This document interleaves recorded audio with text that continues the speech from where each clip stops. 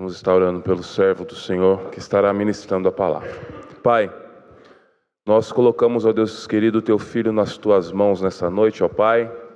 Ó Deus querido, que ele venha ser, Deus querido, no canal de bênçãos, ó Pai, nas tuas mãos, Senhor. Usa o teu servo, ó Deus querido. Ó Deus querido, nós sabemos que o Senhor já colocou a palavra no coração do teu filho, ó Pai. Que ele seja a tua boca, Senhor, para falar conosco nessa noite, ó Pai. Ó Deus querido, esconde o teu servo, ó Pai, usa o teu servo, ó Deus querido. Que o teu nome santo, mais uma vez, venha ser glorificado através da vida do teu filho neste lugar, Pai. Desde já te agradecemos em nome de Jesus. Amém.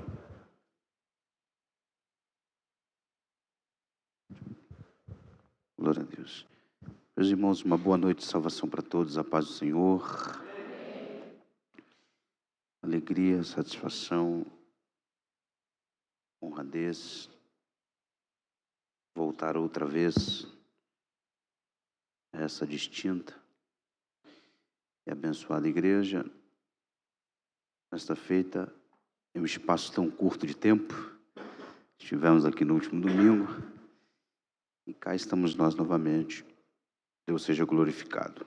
Agradecer ao querido pastor, Deus abençoe o pastor William, bem como o nosso irmão querido Luizão, que nos formulou oficialmente o convite. Deus abençoe, muito obrigado. Saudando a vossa liderança, minha palavra de gratidão estende a toda a igreja e a todo o corpo de obreiros. Queridos, sem mais delongas, eu queria refletir com vocês um texto bíblico. Por favor, carta do apóstolo Paulo,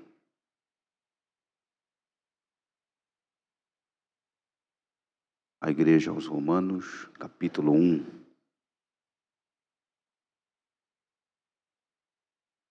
Romanos, capítulo de número 1. Eu chamo carinhosamente a atenção da igreja para o versículo 16.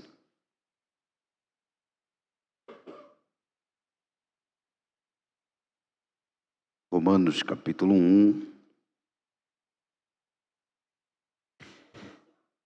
Então, somente o verso de número 16. A tradução que me acompanha diz assim: porque eu, Paulo, não me envergonho do evangelho de Cristo Jesus, pois é o poder de Deus para a salvação de todo aquele que crer, primeiro do judeu e também do grego. Porque eu, Paulo, não me envergonho do evangelho de Jesus. Não me envergonho do evangelho de Jesus. E você podendo e querendo, por especial gentileza, diga amém. Amém. Amados, essa será uma das poucas, se não a única vez, que eu vou te pedir essa especial gentileza. Por favor, pergunte para 2 ou 3 pessoas: você tem orgulho ou você tem vergonha do evangelho? Vai lá.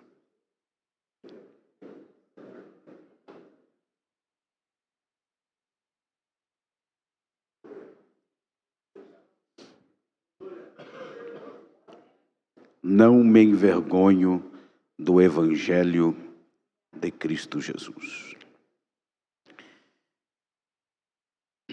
Querida igreja, em primeira mão, esta expressão de Paulo parece não fazer muito sentido. Eu disse parece, cujo não parecer possui razões plausíveis. Ora, por que esta expressão de Paulo, não me envergonho do evangelho, parece não fazer sentido? Em primeiro lugar, esta expressão de Paulo parece não fazer sentido porque a palavra vergonha possui uma relação direta com a omissão. E todo aquele que sente vergonha deseja de alguma maneira passar desapercebido. Em segundo lugar, esta expressão de Paulo, não me envergonho do Evangelho, parece-nos não fazer sentido, pois a palavra vergonha, dentro da ramificação teológica, possui uma relação direta com pecado. E se existe algo que o apóstolo Paulo nunca fez, foi desejar se omitir ou tentar passar desapercebido com relação ao pecado.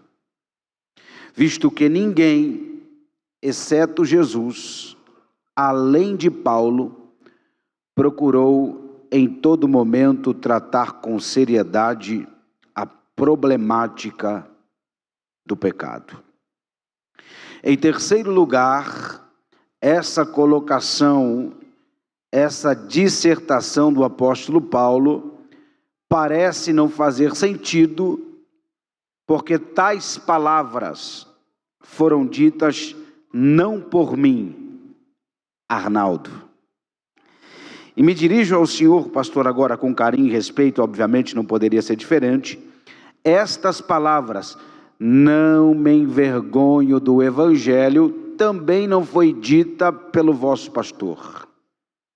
Estas palavras foram ditas, proferidas pelo apóstolo Paulo, que segundo a Bíblia Sagrada, foi escolhido a dedo por Jesus e transformado em um vaso escolhido para propagar a graça e a fé cristã. Paulo, o apóstolo aos gentios, é sem dúvida alguma o maior evangelista de todos os tempos na história da igreja. Paulo é também o maior implantador de igrejas em toda a história eclesiástica. O apóstolo Paulo, ele foi responsável de levar o evangelho e a graça de Deus da Judéia para a Europa, para a Ásia, para o continente africano. Abre parênteses, Paulo não pregou o evangelho em um país. Paulo desbravou o evangelho de Cristo Jesus e a graça de Deus em 2 continentes. Continente asiático e continente africano. Sem Uber. Sem o famoso pássaro de ferro. Paulo pregou e desbravou o evangelho em 2 continentes. Continente asiático e continente africano. O apóstolo Paulo é também o maior teólogo de toda a história da igreja. Quem é? Charles Spurgeon. E dentre outros tantos nomes requisitados em nosso meio diante do apóstolo Paulo. Este homem desbravador do evangelho é também, sem sombra de dúvidas, o maior escritor de todos os tempos. Repito, Paulo é, sem sombra de dúvida, o maior escritor de toda a história da humanidade.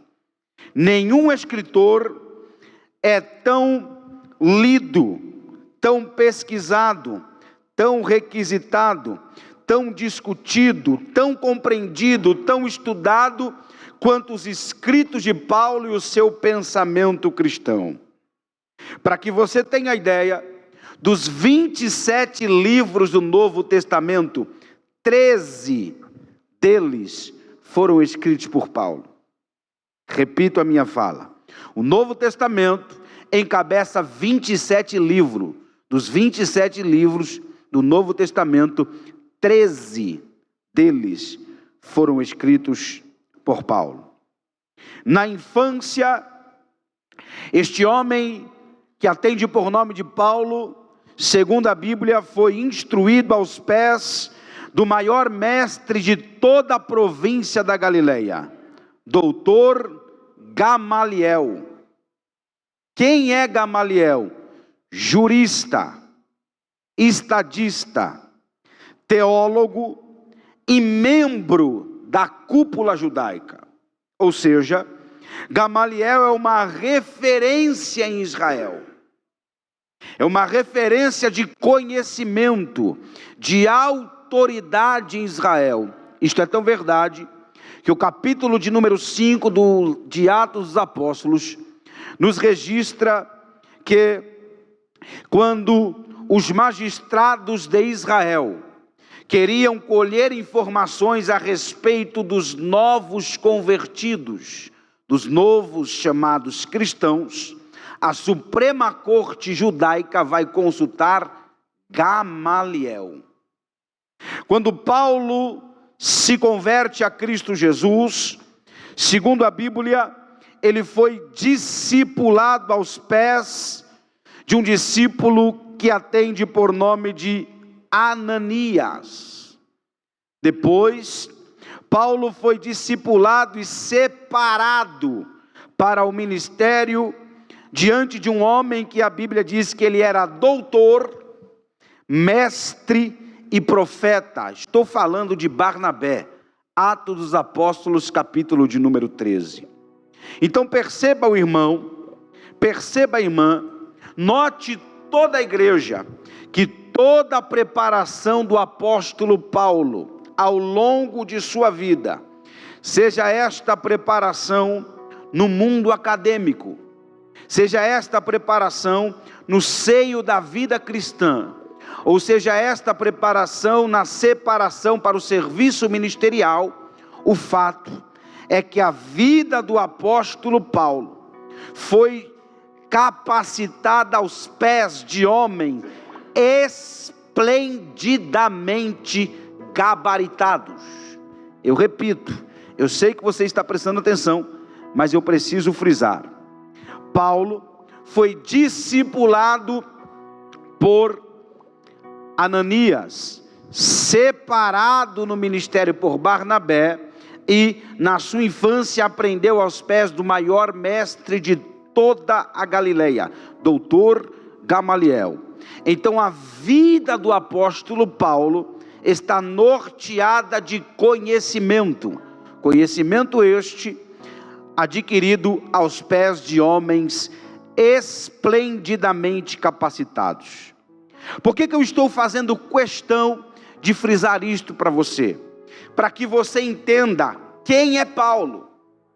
Porque a gente prega o apóstolo Paulo, a gente dá uma saudação, o apóstolo Paulo, a gente lê o apóstolo Paulo, e a gente louva o apóstolo Paulo, e nós somos tendenciosos, inclinados a pensar, diante desta figura que atende por nome de Paulo, nós somos tendenciosos a pensar que Paulo era um camarada ogro, seco, bruto, ignorante e religioso. Não, senhor. Não, senhora. Paulo é de uma inteligência extraordinária. Paulo, ele é dono de uma cultura invejável.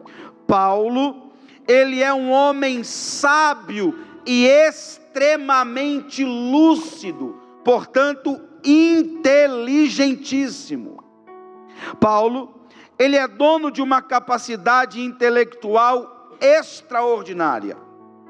Isto é tão verdade que a Bíblia diz que enquanto condenado em Jerusalém à pena de morte, dobre sua atenção, enquanto condenado em Jerusalém à pena de morte, Paulo está diante da figura do imperador César, a saber, Nero, e também diante da figura do procônsul, a saber, Festo.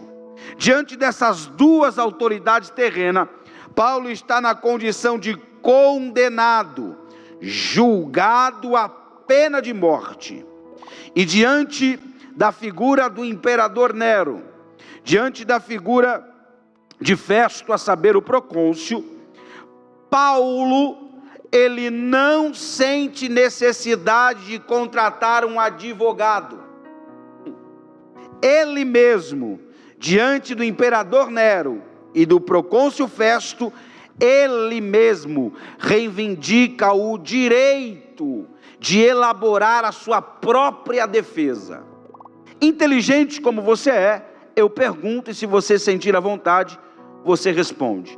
Imagine você com uma causa cruel na justiça, diante de uma autoridade a ser julgado. Eu pergunto e você responde: você tem a condição de elaborar a sua própria defesa? Veja o nível de capacidade intelectual deste homem que a Bíblia destaca por nome de Paulo. Além de toda esta preparação acadêmica, Paulo, ele recebeu uma preparação exclusiva e direta do próprio Senhor e Salvador Jesus Cristo. Só o meu lado esquerdo entendeu? Não tenho dificuldade de repetir.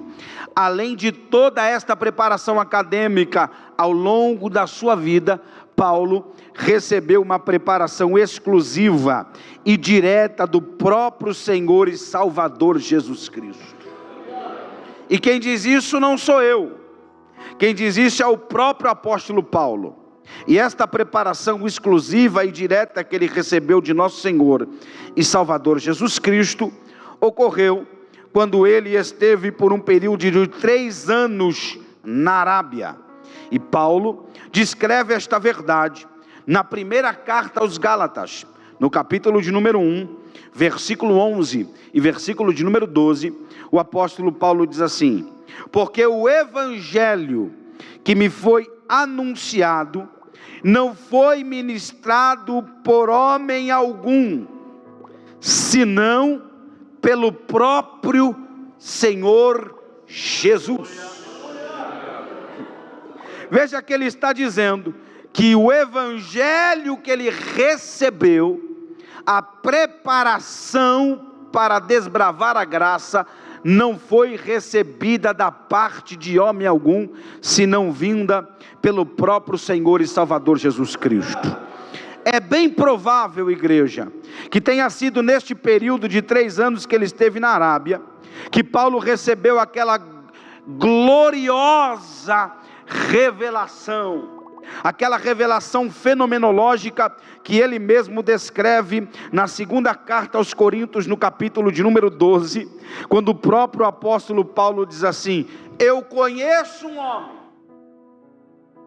que se no corpo não sei, se fora do corpo eu também desconheço, mas este homem foi arrebatado ao 3º céu, e lá ele viu coisas inefáveis, gloriosas, das quais é impossível descrever aos homens. Preste atenção nas palavras de Paulo. Ele diz: eu conheço um homem, mas na verdade este homem é ele mesmo. E ele diz: eu conheço um homem, que se no corpo eu desconheço, se fora do corpo eu também não sei, mas o fato é que esse homem foi levado ao 3º céu, e ele viu coisas poderosas, das quais é impossível descrever para os homens. Perceba você, irmão, perceba você, irmã, que esta revelação foi tão profunda, esta revelação foi tão extraordinária, que sendo o próprio apóstolo Paulo que tenha recebido esta revelação, ele não se atreveu a dizer: fui eu. Ele viveu essa experiência, mas quando ele vai narrar essa experiência, ele se coloca na 3ª pessoa da conjugação verbal. Eu conheço um homem, ele não disse, fui eu. E essa revelação foi tão profunda, foi tão extraordinária, que para que Paulo não se gloriasse, Deus implantou na sua carne um terrível espinho. E ele orou por 3 vezes, para que Deus retirasse o espinho de sua carne. E diante dessas 3 específicas orações, a resposta de Deus foi uníssona: Paulo, a minha graça te basta. O que é que Deus estava dizendo para Paulo? A visão foi tão gloriosa, a visão foi tão profunda, a igreja, que Deus estava dizendo assim para Paulo: Paulo, o que te importa o espinho? Foca na graça.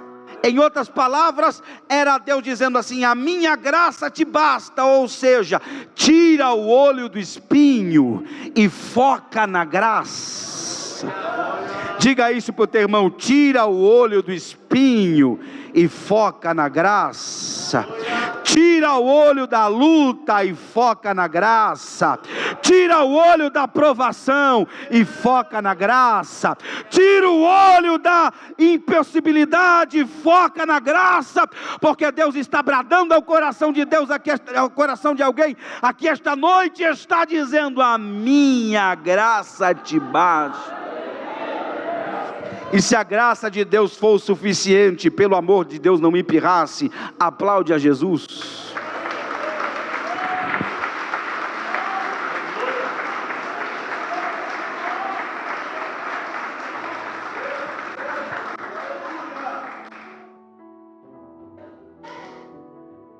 O nível desta revelação foi tão poderosa, foi tão fenomenológica, foi tão extraordinária, que mais tarde o próprio apóstolo Paulo chega a dizer assim: aprove a Deus, olha o que ele diz, gente, revelar o mistério da graça a mim, mistério esse que esteve oculto desde os tempos antigos. Olha a colocação deste homem. Paulo é fora do comum, ele é fora da caixinha. Por quê? Porque ele diz assim, ó: eu nunca desejei, aprove a Deus revelar a graça a mim, e este mistério gracioso esteve oculto desde os tempos antigos. Em outras palavras, Paulo está dizendo assim, ó: o que Deus não falou para Abraão, o que Deus não cochichou com Moisés, o que Deus não sussurrou para Isaac, o que Deus não sussurrou para José, o que Deus não falou para os patriarcas, para o profeta e para os apóstolos, aprove a ele revelar o mistério da graça a mim. Você está entendendo quem é Paulo? Você está entendendo quem é Paulo?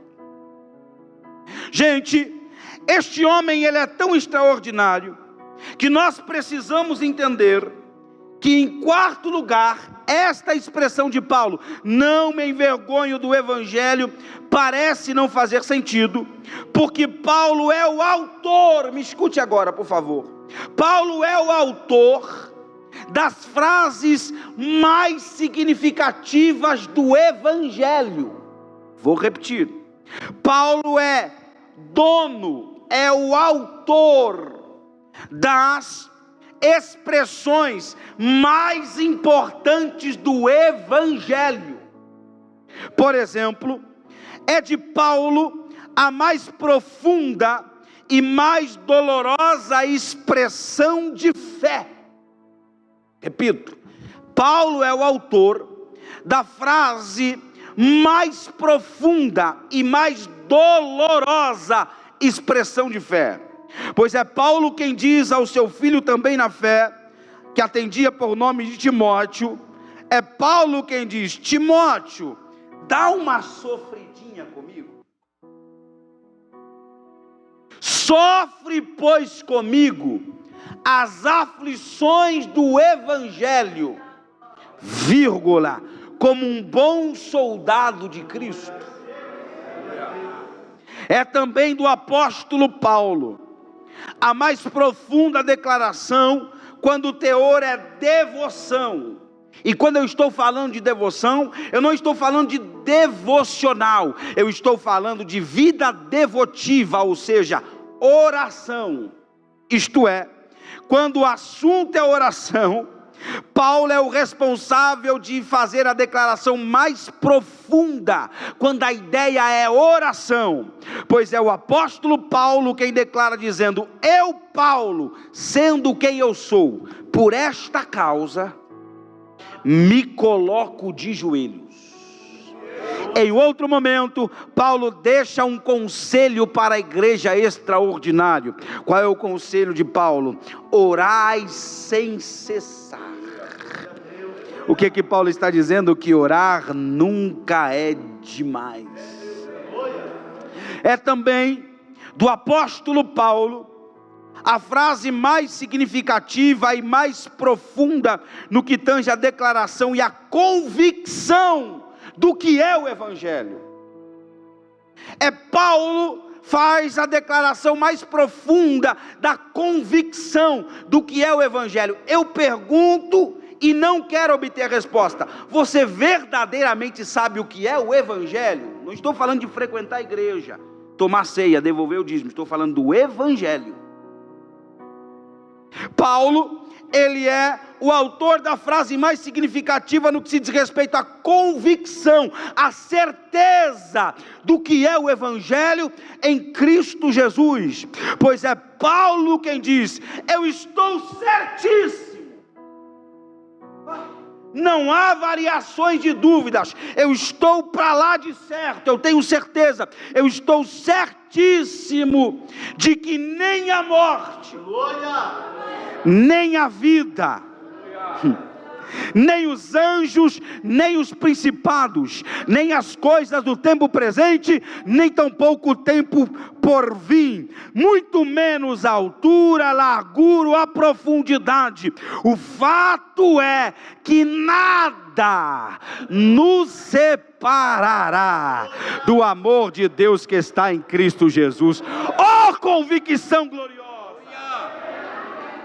Ajuda a irmã a bater palma ali, irmão. Oh, convicção maravilhosa.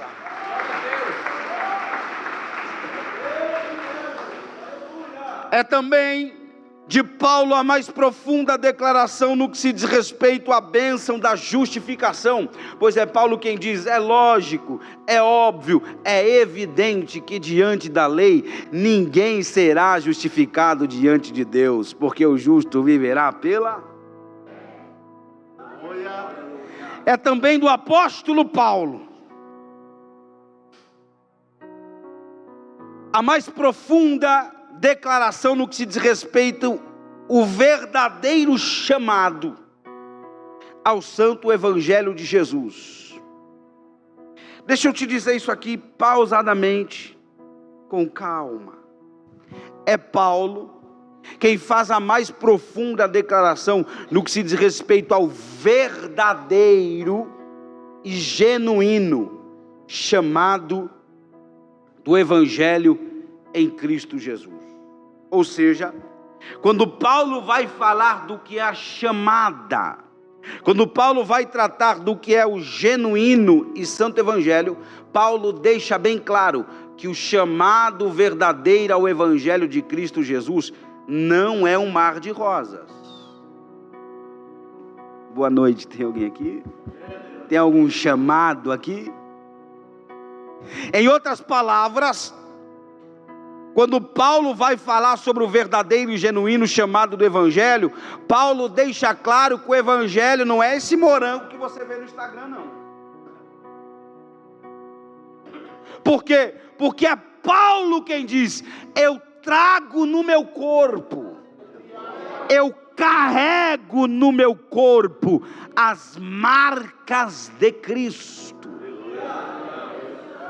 Para você entender e a gente trocar em miúdo, falar numa linguagem bem sulista mesmo, o evangelho não é um morango, o evangelho é um limão.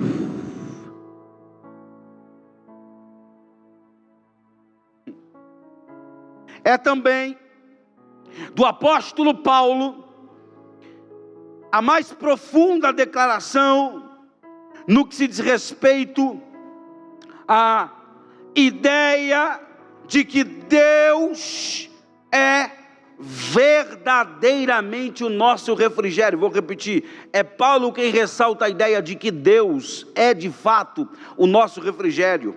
Quando o que parece que eu vejo essa noite em tom de conversação, cujas palavras de Paulo soam mais ou menos assim, ó: em todas as coisas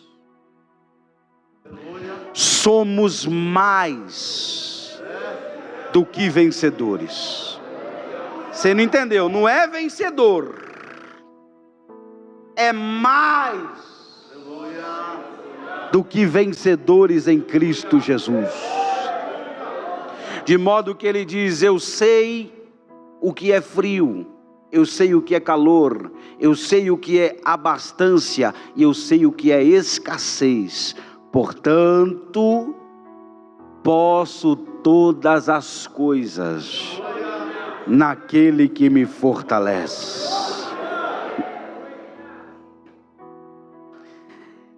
É também do apóstolo Paulo a mais profunda declaração no que se diz respeito à adoração. Olhe para mim e eu começo a encerrar agora. É Paulo quem nos ensina a pedagogia máxima do que é adorar. Vou repetir. É Paulo que nos ensina a lição mega, blaster, máxima do que é adoração, que vai além de um grito de glória e de um aleluia. Porque Paulo, quando vai falar da ideia de adoração, olha a expressão de Paulo: porque por Ele e para Ele são todas as coisas.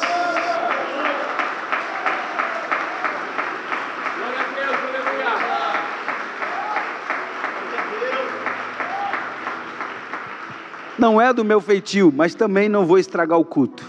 Você consegue me acompanhar após mim? Porque dele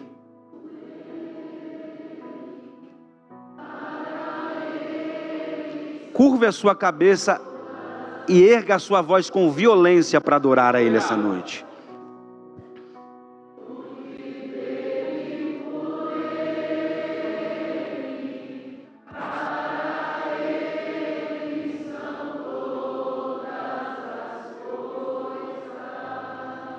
Glória a Deus.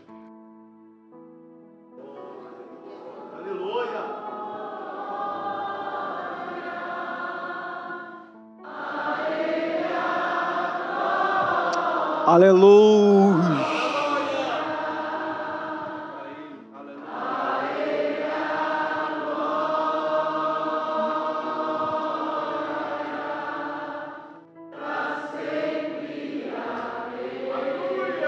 Agora mistura suas palmas com glória a Deus e com aleluia mais uma vez. Porque dele, por Ele e para Ele são todas as coisas. Em outro momento, Paulo diz assim: façais todas as coisas, quer comais, quer bebais, para a glória do nome do Senhor. É também do apóstolo Paulo a mais profunda declaração quando o assunto é provação. Paulo é quem deixa bem claro que mediante as tribulações, as perseguições, as tempestades, os açoites e as dificuldades da vida, devemos estar firmes em Cristo Jesus. Vou repetir. É Paulo quem nos ensina que diante das lutas, das dificuldades, das dores, das tempestades, das impossibilidades, devemos nos manter firmes em Cristo Jesus. Pois é Paulo que diante da morte, ele diz: combati o bom combate, acabei a carreira, Mas eu não vou embora sem você escutar essa, Satanás. Guardei a fé. É também o apóstolo Paulo quem nos explica que o evangelho de Cristo Jesus é renúncia. Olha a profundidade desse homem, irmãos. É Paulo quem nos explica que o evangelho nada mais é do que renúncia. Pois é Paulo quem diz: já não vivo mais eu, mas Cristo agora é quem vive em mim. E a vida que vivo na carne, vivo na fé daquele que me amou e que a si mesmo por mim se entregou.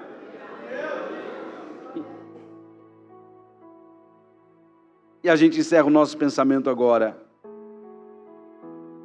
quando Paulo faz uma declaração bastante importante e um tanto quanto pertinente para os dias em que estamos vivendo. Pois é Paulo quem nos ensina que a vida do crente, escute isso aqui, a vida do crente precisa ser uma carta aberta. É Paulo quem diz que a vida do crente tem de ser um livro aberto para qualquer um que quiser ler. Pois é ele quem diz: a minha vida é uma carta a ser lida, uma carta aberta. Em outras palavras, e já vai me perdoando pela força de expressão, Paulo está dizendo que crente não pode ter o rabo preso com ninguém.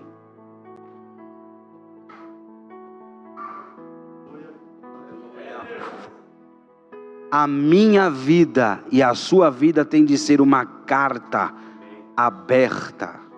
Então já começa desbloqueando aquele Instagram lá, tá? Porque não podemos, como eu disse, é força de expressão, possuir a cauda presa com outro alguém.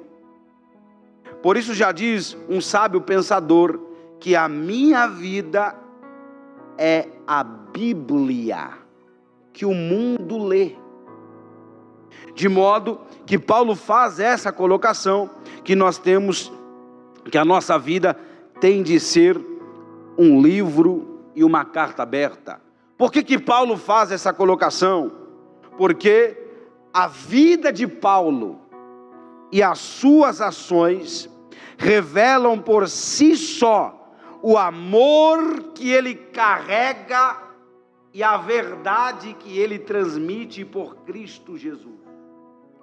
Portanto, se verdadeiramente carregamos este amor, se verdadeiramente transportamos o Evangelho de Cristo Jesus, não temos absolutamente nada a esconder de ninguém. Lá no seu trabalho, todo mundo sabe da sua confissão de fé? Ou tem algum capítulo fechado da tua vida lá dentro?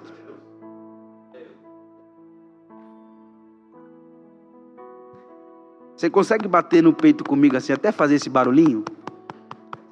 Diga assim comigo: a minha vida tem de ser uma carta aberta para quem quiser ler.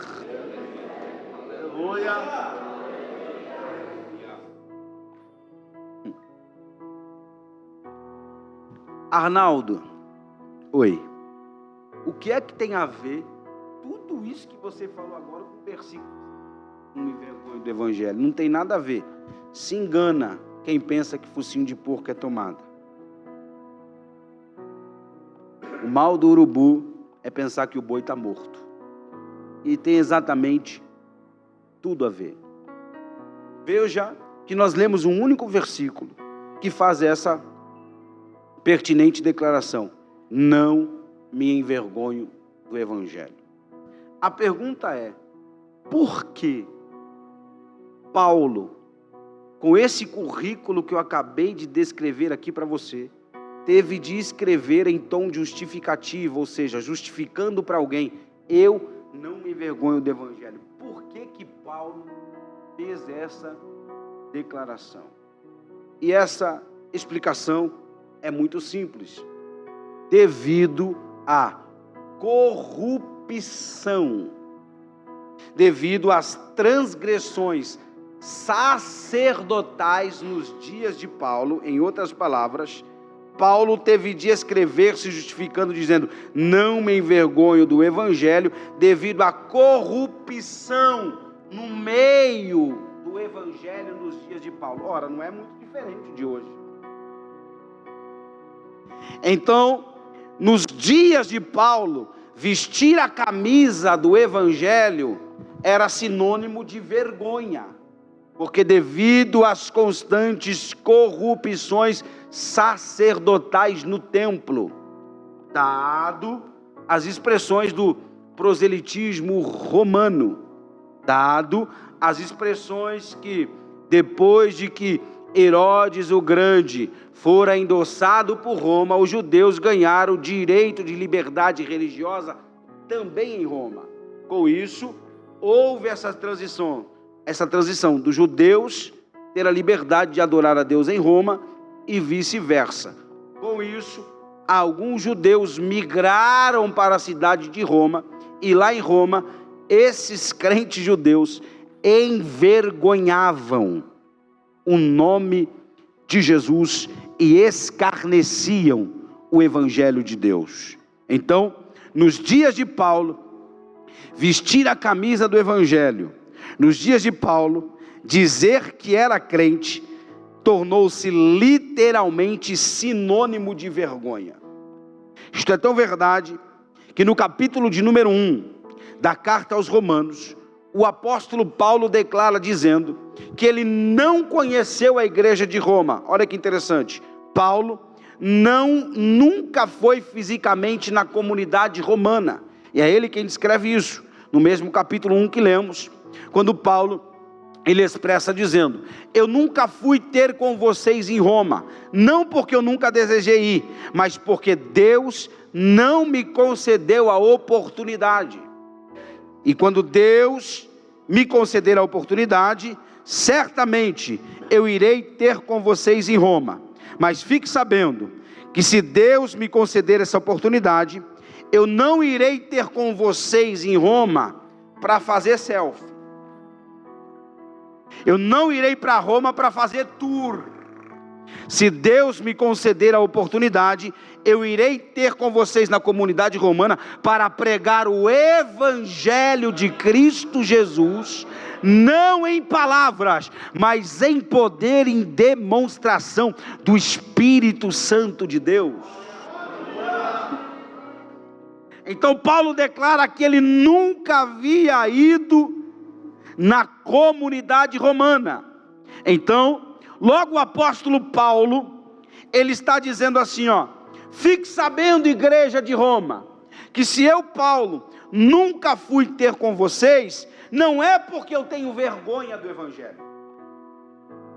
Eu, Paulo, nunca fui ter com vocês, não é porque eu manifesto vergonha no evangelho de Jesus. Eu nunca fui ter com vocês em Roma, porque Deus não me concedeu a oportunidade de estar em Roma. Em outras palavras, Paulo está dizendo: se vocês acham que eu nunca fui ter com vocês pregar o evangelho na comunidade romana, porque estão zombando da nossa fé no TikTok, vocês estão errados. Se vocês acham que eu nunca fui compartilhar o evangelho com vocês, porque estão blasfemando e fazendo piadas com as línguas estranhas na internet, vocês estão muito enganados. Se vocês pensam que eu, Paulo, nunca vim ter com vocês, por causa que eu tenho vergonha dos stand-ups gospel, que é isso, varão? Você está muito enganado. Eu, Paulo, não me envergonho do evangelho de Cristo. Por que, Paulo? Porque eu sei o que é o evangelho. E o que é o evangelho, Paulo? O evangelho é o poder de Deus para a salvação. Vocês que estão aqui esta noite sabem perfeitamente que o evangelho tem o poder para prosperar. Diga glória a Deus. Todos vocês aqui sabem que o Evangelho tem o poder para curar, diga aleluia. Todos vocês sabem que o Evangelho tem o poder para abrir portas, diga bendito seja o nome do Senhor. Mas veja que o apóstolo Paulo não está dizendo, ele não está dizendo, eu não tenho vergonha do Evangelho, porque o Evangelho me prosperou. Eu não sinto vergonha desse Evangelho, porque o Evangelho me curou. Eu não tenho vergonha do Evangelho, porque o Evangelho me abriu, me escancarou as portas. Em outras palavras, Paulo está dizendo, eu não tenho vergonha do Evangelho, porque o Evangelho me deu um carro. Por que você não tem vergonha, Paulo? Porque se eu trabalhar e administrar o dinheiro, eu compro um. Não tem nada a ver com o Evangelho. Eu não tenho vergonha do Evangelho, porque eu sei o que é o Evangelho. E o que é o Evangelho, Paulo? O Evangelho de Cristo Jesus se resume na cruz e no poder vertente do sangue puro e carmesim que escorreu no madeiro.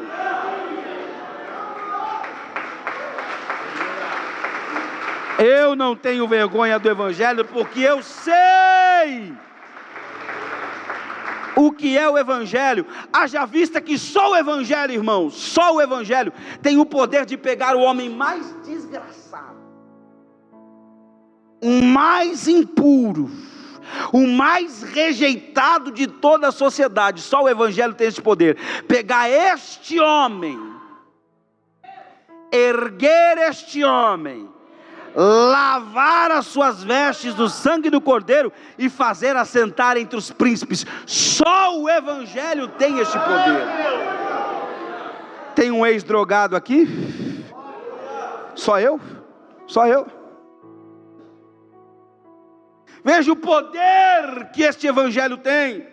Então Paulo, logo ele está dizendo, eu não me envergonho do Evangelho, porque eu sei em quem eu tenho crido. Eu sei o que é o Evangelho. E me permita fazer uma colocação rápida aqui. Talvez, eu disse talvez, tem alguém que está olhando para esse rosto feio e vermelho, que veio nesse culto aqui esta noite, que veio aqui pelas mais diversas razões, mas não veio aqui por causa do Evangelho.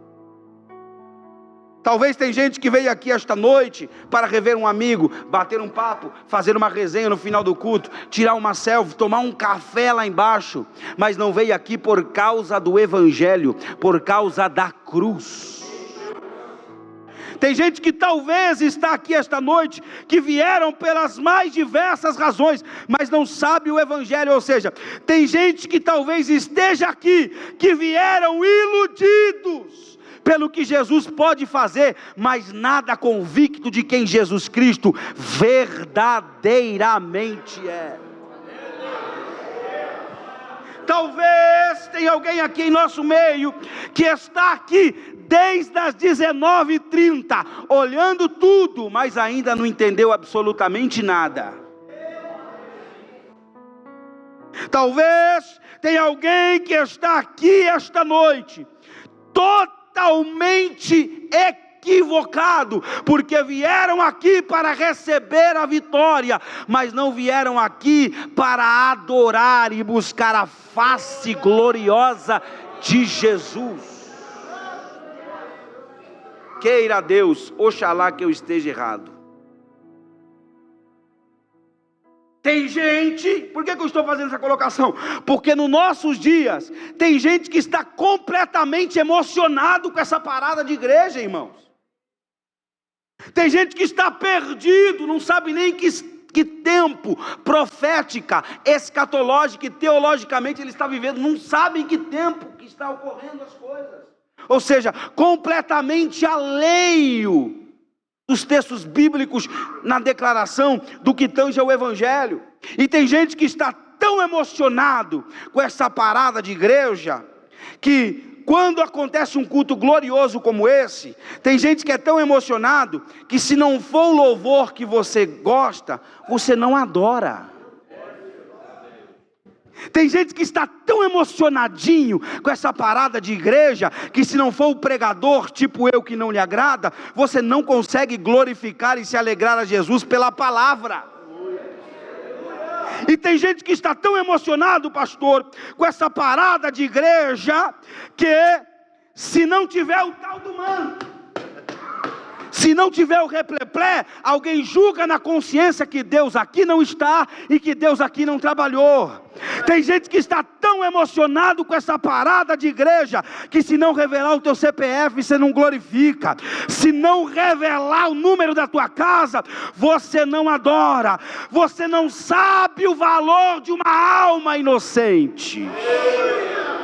Você não sabe o peso da cruz.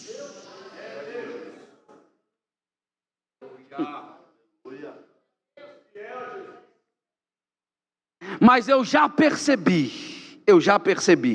que nesta noite, desde a hora que eu cheguei, tem pelo menos uns 10 crentes aqui esta noite, que não vieram para sair na foto, que não vieram pela resenha no final do culto, que não vieram pela selfie, que não vieram pelo cafezinho, mas vieram para glorificar.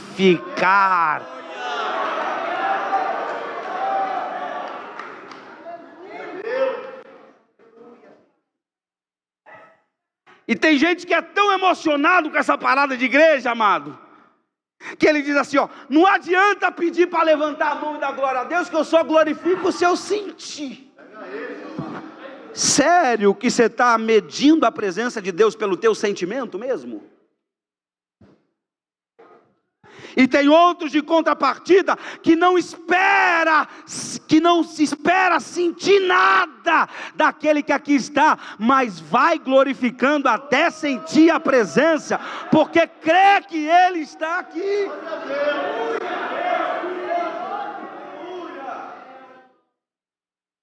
Mas o que é o Evangelho?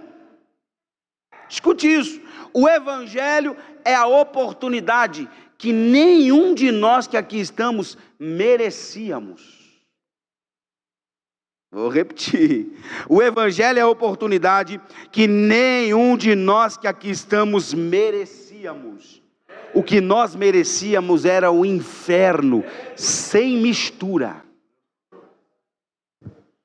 O que nós verdadeiramente merecíamos era a condenação eterna. O Evangelho é a oportunidade que nenhum de nós merecíamos. Isso é tão verdade, para você ter uma noção, nós não éramos dignos sequer de falar o nome Jesus. Por quê? Porque, como diz o profeta Isaías, habitamos no meio de um povo de impuros lábios e somos boca suja. Haja vista que o próprio Deus declara dizendo que as minhas melhores obras são para Deus trapo de imundícia. Me perdoa as mulheres aqui, a palavra trapo de imundícia ali é equivalente a um absorvente. Tem noção que as suas melhores obras equivalem a um absorvente usado? Isso é trapo de imundícia. Então tudo que nós merecíamos era o inferno. Então quando eu olho para a cruz, irmãos, quando eu olho para o Calvário, quando eu olho para Jesus, quando eu reconheço em quem eu tenho crido, quando eu sei verdadeiramente o que é o Evangelho, sinceramente, irmão, não dá para chegar aqui e ficar esperando alguma coisa extraordinária acontecer para adorar. Porque mediante a isso, eu reconheço que só Ele poderia fazer o que de fato só Ele fez por mim. Então, diante disto, o mínimo que nós temos que fazer é glorificar a Jesus. E diante desta glorificação, pouco me importa se vão dar risada, se eu borrar a maquiagem na presença dele. Diante dessa adoração, pouco me importa se eu vou amassar a camisa, o meu lindo terno na presença dele. Por quê? Porque aquele que era inocente, não tinha culpa, foi crucificado, chicoteado, maltratado, humilhado e morreu por mim. Portanto, o mínimo que eu tenho que fazer é gritar em alto e bom som para o mundo ouvir. E qual é o grito? O grito é simples. Qual é o grito? O grito é este: mundo, se vocês não têm vergonha de se embriagar. Mundanos, se vocês não têm vergonha de se drogar. Mundo, se vocês não têm, vou pegar pesado, se vocês não têm vergonha de ficar dançando seminu, pelado no TikTok, saiba de uma coisa: eu não me envergonho do Evangelho de Cristo Jesus. Só os que não têm vergonha, por favor. Isto. As duas mãos para o céu, só os que não têm vergonha. Isto. Só quem não tem vergonha de Jesus. As duas mãos mais alto que você puder. Isso aqui não é brincadeira. Isso aqui não é dinâmica. Isso aqui é palavra séria. Essa mão que você repousou, que você levantou no alto, repousa ela no ombro do irmão da esquerda e no ombro do irmão da direita, e diz assim para ele: vai perder um culto ungido e abençoado como este, com este olho seco, com esta língua dura, com essa boca fechada, ou vai glorificar e adorar o Deus que te salvou?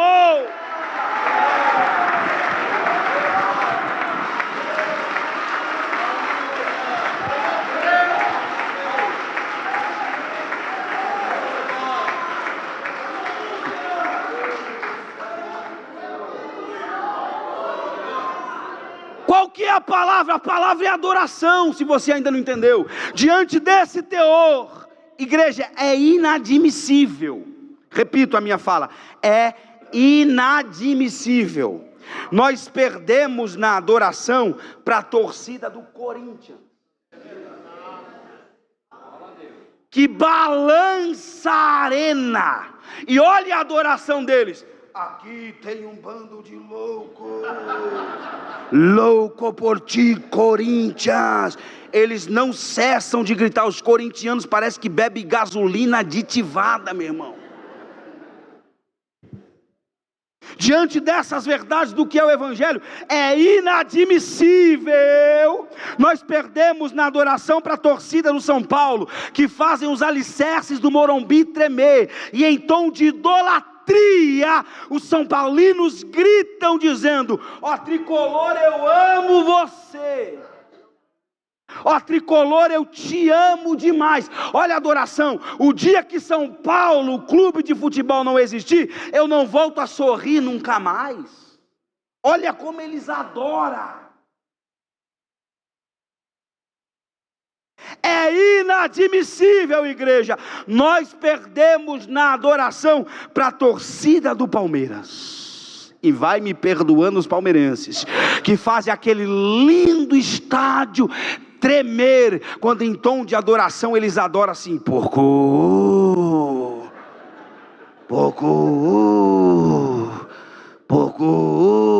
é um absurdo. Nós perdemos na adoração para os mundanos. Eles adoram e idolatram com intensidade.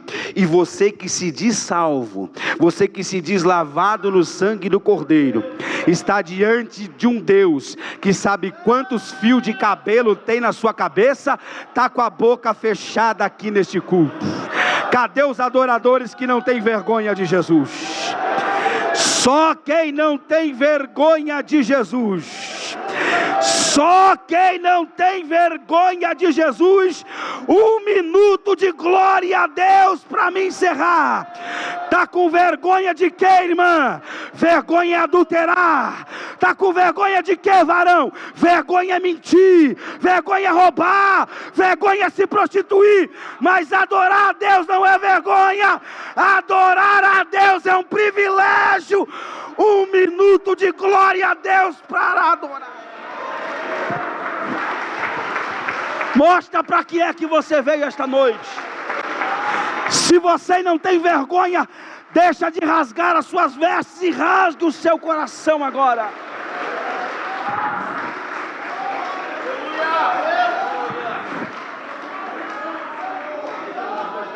É o máximo que você consegue, já parou?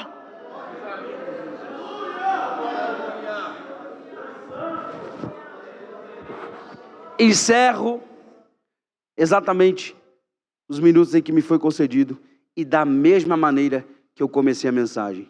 Pergunta para o teu irmão: você tem orgulho ou você tem vergonha do Evangelho? Se ele fizer o barulho que o diabo não gosta, é porque ele se orgulha. Amém?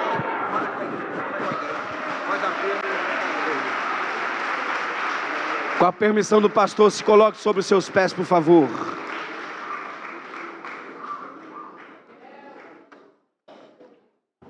Eu não me envergonho do Evangelho. Querida igreja, se porventura tem alguém aqui em nosso meio que foi ministrado não somente pela palavra, sobretudo sensibilizado, tocado, envolvido pela composição musical, isto é, pelo louvor. E se porventura você está por alguma razão, cujas quais não nos interessa saber, se por alguma razão você se encontra distante, afastado, fora da comunhão de Deus, e foi sensibilizado pelos louvores, foi tocado de alguma maneira, em algum instante, pela palavra, e você deseja deixar esta vergonha de manifestar a sua crença em Cristo Jesus e quiser se reconciliar ou reconhecer Jesus como único e suficiente Salvador, tem alguém aqui esta noite?